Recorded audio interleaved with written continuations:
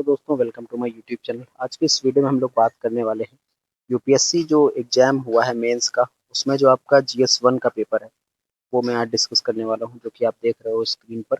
ये पेपर अभी हुआ है जो है कुछ देर पहले। तो मैं इसका आपको मतलब जो है दिखा रहा हूँ कि कौन कौन से क्वेश्चन एग्जाम में आए हैं इससे। तो देख सकते हो पहला जो क्वेश्चन है इसमें का, ये मेरा टेलीग्राम चैनल है, आप इसको ज्वाइन कर सकते हो। लिंक आपको नीचे डिस्क्रिप्शन में मिल जाएगा, आप जाके वहाँ से ज्वाइन कर सकते हैं। तो देखिए, पहला जो क्वेश्चन है वो है मौर्य इतिहास के पुनर्निर्माण के लिए अशोक के अभिलेखों का महत्व स्पष्ट कीजिए या विश्लेषण कीजिए। तो ये क्वेश्चन है वो जो मौर्य इतिहास में अशोक के अभिलेख है उसके बारे में।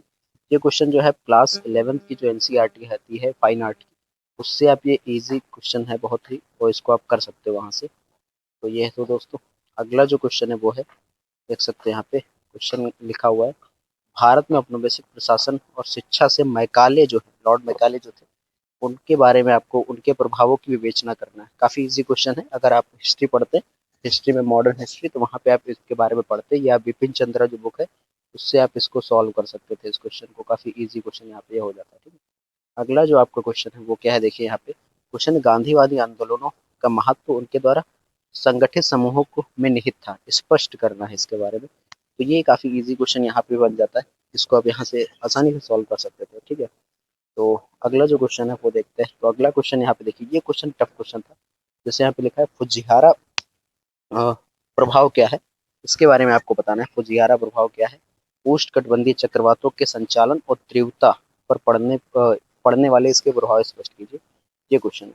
तो प्रभाव को इस समय बताना था, समझाना था कि फुजिहारा प्रभाव क्या है, और उष्णकटिबंधीय चक्रवात होते हैं तो उनके बारे में बताना है कि जो ट्रॉपिकल साइक्लोन होते हैं उसके बारे में क्या होता है।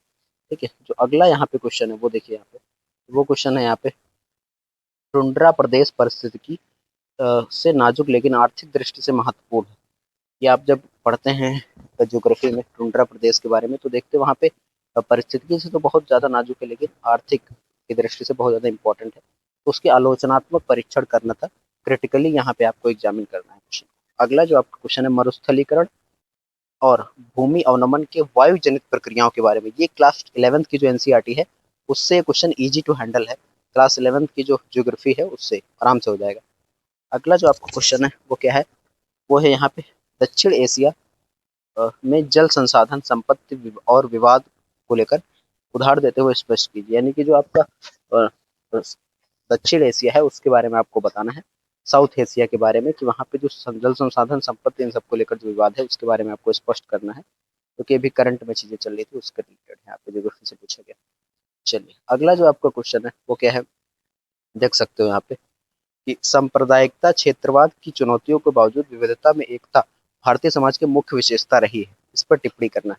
जब आप समाज यानी सोसाइटी पढ़ते हो तो सोसाइटी में भी ये क्वेश्चन पूछा जाता है कि सांप्रदायिकता और क्षेत्रवाद के लिए चुनौतियां क्या हैं, और इसके बावजूद भारत में भारतीय समाज की मुख्य विशेषता रही है कि हम लोग, ये क्वेश्चन आप जो है ना क्लास 6 की जो एनसीईआरटी आती है पॉलिटी की, उसमें से इसमें चीजें उठा सकते हो, साथ में आपने जो पढ़ा होगा वो चीजें आप इसमें ले सकते हो कि अनेकता में एकता वाला कंसेप्ट यहाँ पे आप उसका इस्तेमाल कर सकते हो काफी अच्छे तरीके से। ठीक है, अगला जो आपका क्वेश्चन है वो देखिए यहाँ पे क्या है।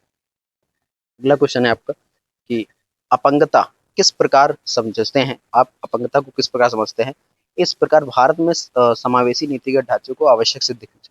यानी जो अपंग लोगों के लिए, डिसेबल लोगों के लिए जो नीतियां बनाई जाती हैं उसके बारे में आपको यहाँ पे बताना है, और जो सरकार ने क्या क्या कदम उठाए उनके लिए, जैसे जो जो चल नहीं सकते उनके लिए सरकार ने इलेक्ट्रिक जो है डिसेबल व्हीकल चलाया है, जिससे वो लोग अपना रोजगार वगैरह उससे कर सकते हैं। ये सारी चीजें आप लिख सकते हैं इसमें। अगला है कि आप सोचते हैं कि अंकीय डिजिटल तकनीकी सामाजिक सशक्तता को बढ़ावा देती है, उदाहरण से कीजिए। अंकीय डिजिटल तकनीकी सामाजिक सशक्तता को बढ़ावा देती है कि नहीं, डिजिटल जो टेक्नोलॉजी, डिजिटल टेक्नोलॉजी जो आई है उससे क्या समाज को क्या प्रभाव पड़ रहा है, इसके बारे में एग्जाम्पल देते हुए आपको इस क्वेश्चन को लिखना है। देखिए ये क्वेश्चन में एनसीईआरटी से है। क्वेश्चन में क्या लिखा है, क्वेश्चन में है, विजयनगर वास्तुकला की अतीत की परंपराओं को समकालीन प्रथाओं के सम्मेलन का उदाहरण प्रस्तुत करती है, उदाहरण के साथ स्पष्ट कीजिए। तो काफी इजी यहाँ पे ये क्वेश्चन हो जाता है। ठीक है, तो ये क्वेश्चन काफी इजी है, इसको आप आराम से हैंडल कर सकते हो। क्लास 11th की जो एनसीईआरटी आती है उससे फाइन आर्ट वाली, वहां से क्वेश्चन आपका आराम से हैंडल हो सकता है। ठीक है, अगला जो आपका क्वेश्चन है वो क्या है, देखिए, भारतीय भारतीय राज्यों में भाषाई पुनर्गठन को से उठे जन दबाव को संचालित है, द्वारा संचालित था, टिप्पणी कीजिए। जैसे बहुत सारे राज्यों का जो पुनर्गठन हुआ या गठन हुआ वो किस आधार पे हुआ, वो भाषा के आधार पे हुआ। तो उसके बारे में यहाँ पे बताया जा रहा है। तो उसके नीचे कहीं न कहीं ये कारण था, इस पे संचालित था, इसके बारे में आपको टिप्पणी करनी है। अन्य क्या कारण है उसमें भी आप बता सकते हो, यहाँ पे कोई दिक्कत नहीं। 13 नंबर जो आपका क्वेश्चन है वो क्या है? भारत में योजनाबद्ध अर्थव्यवस्था का मॉडल अपनाया गया ताकि औपनिवेशिक शासन द्वारा पीछे छोड़े गए क्षेत्रीय असंतुलन को मिटाया जा सके। टिप्पणी कीजिए। यानी कि जो जब अंग्रेजों का शासन था तो क्या हुआ था कि वो लोग जो है ऐसे शासन किए कि हमारी अर्थव्यवस्था पूरी चरमरा गई थी। तो उसके रिलेटेड यहाँ पे क्वेश्चन है, इसको आप हैंडल करोगे। चलिए अगला जो क्वेश्चन है आपका वो क्या है? देखिए लू चिनिक। देखिए यहाँ पे तनिक ये क्वेश्चन प्रेडिक्टेबल था पहले से ही, ठीक। क्यों? देखिए यहाँ पे अगला क्वेश्चन क्या है कि लू चिनुक फॉन हवाओं के पाए जाने वाले क्षेत्र में जलवायु प्रभावों के आधार पर स्थित लू जो चलती है उससे रिलेटेड यहाँ पे आपको चीजें बतानी है, ठीक है। लू कैसे चलती थी, चिनुक क्या है, फॉन हवाएं क्या है, इससे रिलेटेड चीजें आपको यहाँ पे बतानी है, ठीक। तो जो जैसे उत्तर प्रदेश और इधर उत्तर राज्यों में लू चलती है, जब गर्मी होती है तो लू हवा गरम गरम चलती है, तो उससे रिलेटेड वहाँ पे किस प्रकार की जलवायु और जलवायु की अवस्था होती है उनके बारे में यहाँ पे आपसे पूछा गया। तो काफी सिंपल क्वेश्चन है। अगला जो क्वेश्चन है, भारत में जलवायु अनुकूल कृषि और खाद्य सुरक्षा को हासिल करने के लिए अपग्रह आधारित तकनीकों की भूमिका का विश्लेषण कीजिए। तो ये भी काफी इजी टू हैंड क्वेश्चन है।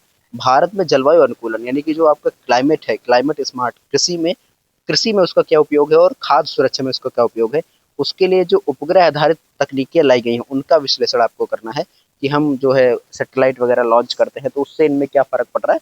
ये चीजें आप लिख सकते हो। जैसे खेत जो है वो कितना होना चाहिए, वहाँ पे क्या क्या चीजें हो सकती हैं, इन सब चीजों को हम पता लगा के वहाँ पे खेत की बुआई कर सकते हैं। ये सारी चीजें इसमें आप लिख सकते थे। काफी बड़ा आंसर इसका लिखना है क्योंकि ये 250 वर्ड में लिखना है, ठीक है।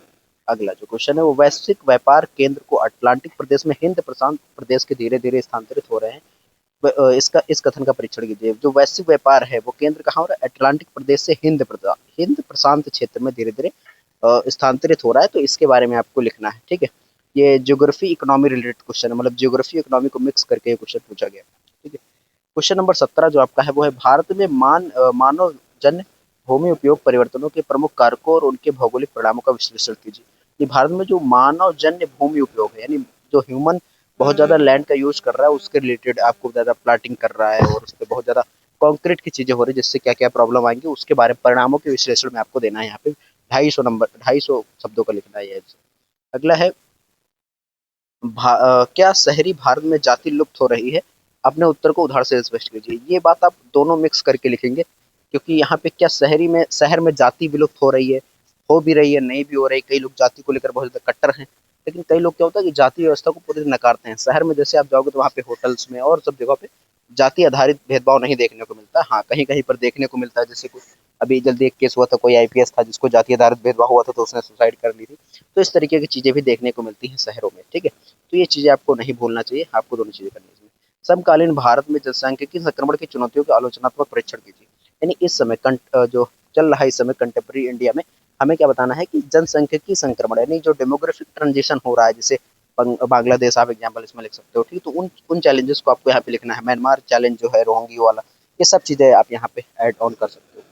अगला आगे जो है इसमें लास्ट क्वेश्चन जो पूछा गया है यूपीएससी के क्वेश्चन पेपर में, सामाजिक राजनीतिक आर्थिक और सांस्कृतिक क्षेत्रों में भारतीय युवाओं के वैश्विक प्रभाव का मूल्यांकन कीजिए। हम लोग जब सोसाइटी पढ़ते हैं तो उसमें ग्लोबलाइजेशन का एक रोल देखते हैं, ग्लोबलाइजेशन का क्या प्रभाव है, तो उसी के बारे में यहाँ पे बताया कि युवाओं पे क्या प्रभाव पड़ा सामाजिक राजनीतिक आर्थिक और सांस्कृतिक चारों क्षेत्रों में। इसमें आप बहुत अच्छा आंसर लिख सकते हो एकदम बढ़िया से बनाकर। तो ये था दोस्तों यूपीएससी 2026 के GS1 का पेपर। GS2 का भी जल्दी आएगा, मैं उसका भी वीडियो डाल दूंगा। आप लोग इस वीडियो को भर भर के प्यार दीजिए और कमेंट करिए, लाइक करिए, शेयर करिए। मिलते हैं नेक्स्ट वीडियो में। जय हिंद, जय भारत।